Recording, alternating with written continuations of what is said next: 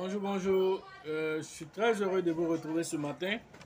Parler de l'actualité de la crypto-monnaie et du monde merveilleux de la blockchain. Ce matin, nous allons parler de Terra Luna et du tax burn sur Binance.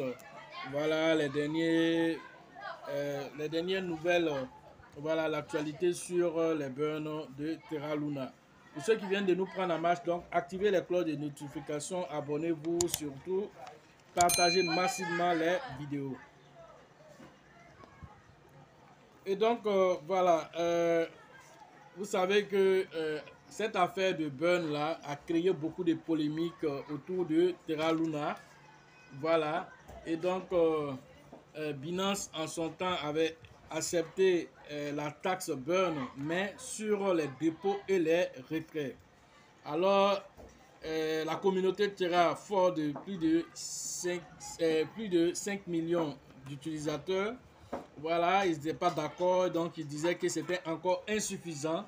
Alors, ils ont essayé d'écrire à Binance, c'est-à-dire par son intermédiaire CZ de tout ça, son CO, alors qui était resté, on va dire, un peu hermétique, il n'écoutait pas, jusqu'à ce que les gens continuent d'accélérer la chose. Ils sont allés même jusqu'à créer des trucs de boycott. Voilà, ils ont essayé de boycotter un temps soit peu Binance en faisant beaucoup de posts négatifs sur la plateforme. Alors, pour finir, on va dire que le CEO de Binance a organisé voilà, une réunion en bas avec voilà, la communauté Terra Luna. Alors, ils ont essayé d'échanger et Binance a essayé de faire des propositions que peut-être si les échanges allaient jusqu'à 25%, 50%, ils allaient essayer de voir s'ils peuvent voir le côté burn on-chain. Alors, les gens disent que tout ça, c'est trop compliqué pour eux. Ils n'ont qu'à appliquer simplement. Alors, finalement, Binance a cédé. Voilà, après cette réunion du vendredi, la Binance a cédé finalement. Voilà ce qui s'est passé. Donc, Binance a décidé d'accepter voilà la taxe burn. Mais comment ça va se passer? En fait, c'est 1,2% qui est demandé à la communauté, que la communauté a demandé, et que ça soit sur les dépôts, les retraits, et en même temps aussi sur le côté trading. Alors, Binance a accepté, mais disant que, étant donné que Binance lui-même récupère, comment on appelle, des taxes sur le trading qui est de 0,1%. Alors, ce sont ces 0,1% Binance a accepté sur le côté trading que vous avez demandé. Alors, Binance a accepté 0,1% qu'il va récupérer sur le côté trading et il va prendre ça pour aller acheter voilà, des Terra Luna et maintenant les envoyer dans l'adresse morte. Voilà ce que voilà, Binance a décidé de faire. Donc, ce n'est pas 1,2% qui sera appliqué, mais plutôt 0,1% qui sera appliqué. Mais c'est mieux que 0. Voilà, mais ça se passera sur voilà, le côté trading que les gens avaient demandé. Voilà, donc c'est déjà dit que voilà, la communauté voilà, de 5 millions de personnes là ont finalement réussi à faire fléchir voilà, Binance en leur demandant d'accéder à leur requête. Alors, ça demande quoi? Qu'une pièce qui a une forte communauté peut influencer les exchanges. Alors, c'est la preuve, en quelques jours seulement, ils ont réussi à faire fléchir Binance sur sa position et de changer de façon très, comment on appelle, très rapidement leur position qu'ils avaient dit qui n'était pas très alléchant. Voilà, donc du coup, la communauté a poussé Binance à accéder à sa requête. Voilà ce qu'on doit comprendre sur la taxe burn. Voilà, peut-être qu'ils vont encore continuer à pousser pour arriver jusqu'à 1,2% qui est l'objectif. Mais déjà 0,1% là, c'est déjà bon. Parce que vous n'oubliez pas que Binance même récupère déjà sur les différentes transactions. Binance prenait déjà une taxe. Mais cette taxe là, c'était pour la sécurité voilà, du réseau. En cas de hack, Binance prend ça pour voilà, dans son assurance, parce que ça partait dans l'assurance Binance pour aider en cas de hack. Voilà, maintenant concernant tout ce qui sera trading sur Terra Luna, Binance va récupérer ça et voilà, va payer des Terra Luna et envoyer ça à l'adresse morte.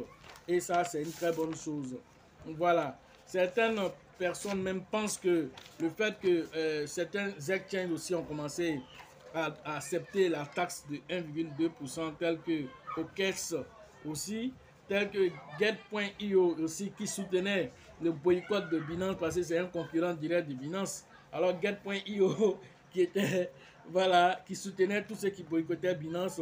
Alors, il allait peut-être mettre en place une autre stratégie pour attirer toute la clientèle de Binance vers là-bas. Alors, tout ça, Binance a vu tout cela comme une menace. Alors, ils ont accédé déjà à une partie de cette requête-là qui est non négligeable. Voilà. OK. Maintenant, quand on parle de Binance, il faut savoir que Binance, à lui seul, ça dépasse plus de 50% voilà, des échanges sur Terra Luna. Et donc, quand on va regarder sur CoinMarketCap, voilà les différents volumes d'échanges, alors on se rend compte de l'évidence. Quand vous partez regarder sur CoinMarketCap, qu'est-ce que nous remarquons sur Binance, sur la paire LUNC BUSD, sur la paire LUNC USDT, voilà, sur Binance, ça représente 42% pour le l'UNC BUSD représente 42% des échanges. L'UNC USDT représente 14,11%, ce qui fait plus de 56,12% des échanges de Terra Luna. Donc, si Binance lui seul, l'échange Binance lui se représente plus de 56,12% des échanges sur l'UNC. Alors vous devez comprendre là que ce n'est pas un exchange banal, c'est la première voilà, du marché, c'est-à-dire que l'exchange qui domine le marché. Alors pour Terra Luna aussi, si Binance commence à rentrer dans le côté taxe et récupérer pour brûler, alors ça va réduire l'offre en circulation. Même si c'est de 0,1%, ça va réduire l'offre en circulation parce que c'est sur le côté trading qui se passe en temps réel tout le temps. Voilà. Maintenant, après Binance, c'est KuCoin qui suit avec 7,41% des échanges de l'UNC. Après KuCoin, le troisième, c'est Get.io avec 4,50% des échanges. Après, celui qui suit, voilà, c'est le quatrième qui est Orbit Global qui est de 1,11% des échanges. Voilà ce qui se passe. Alors tout ça, ça démontre que la pièce LUNC est beaucoup utilisée. Les 56,12% de Binance, ça représente actuellement plus de 900 millions voilà, de dollars voilà, qui circulent sur cette pièce.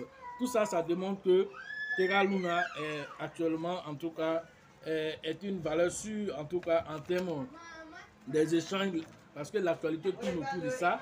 Mais tout compte fait, n'oubliez pas qu'il vient vraiment d'une longue histoire. Alors chacun doit vraiment aller aussi en faisant ses propres recherches pour ne pas un jour vraiment regretter, parce que tout ce que nous faisons ici dans la crypto-monnaie, voilà, il y a le côté de la volatilité.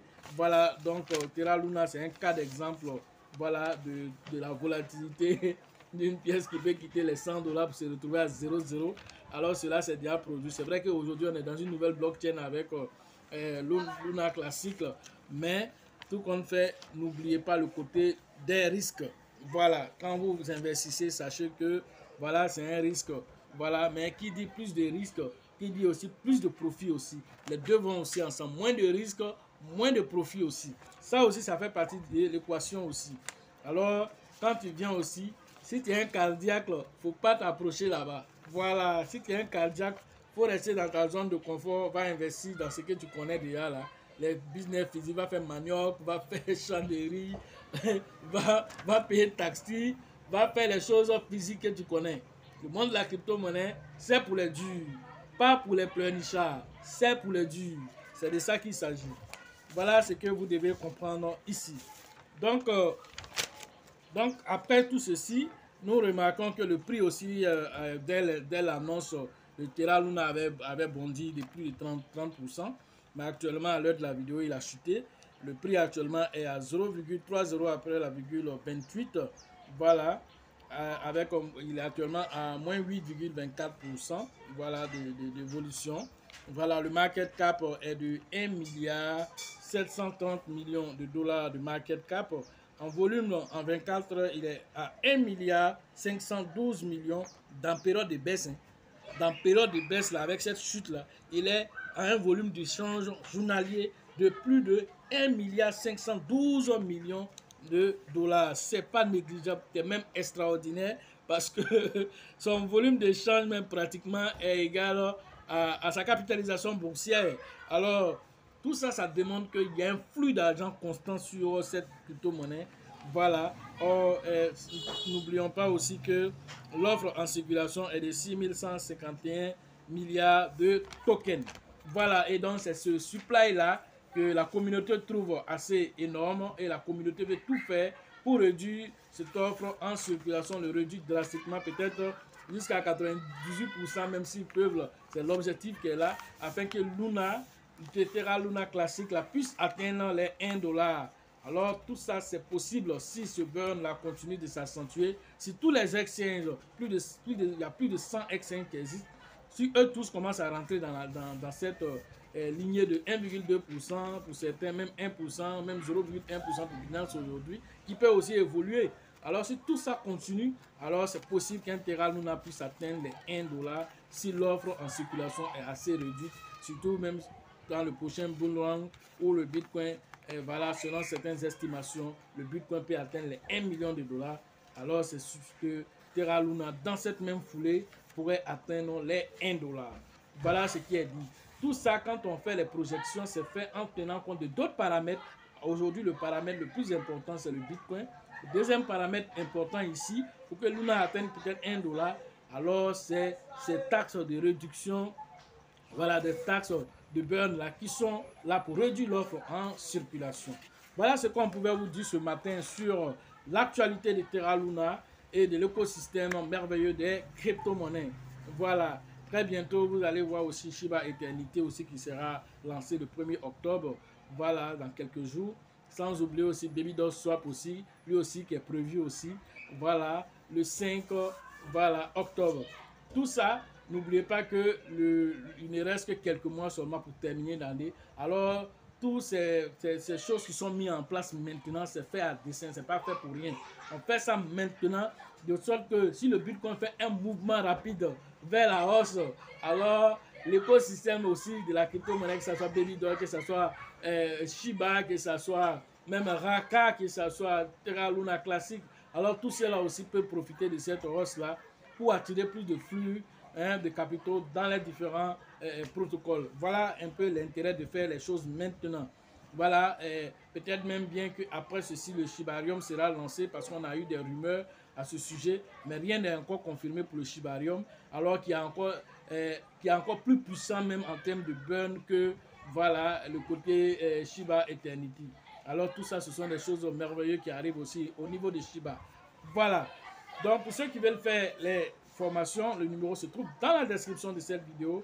Alors contactez-nous pour profiter de cette formation afin de sécuriser vos acquis, afin aussi de profiter de l'écosystème merveilleux des crypto-monnaies.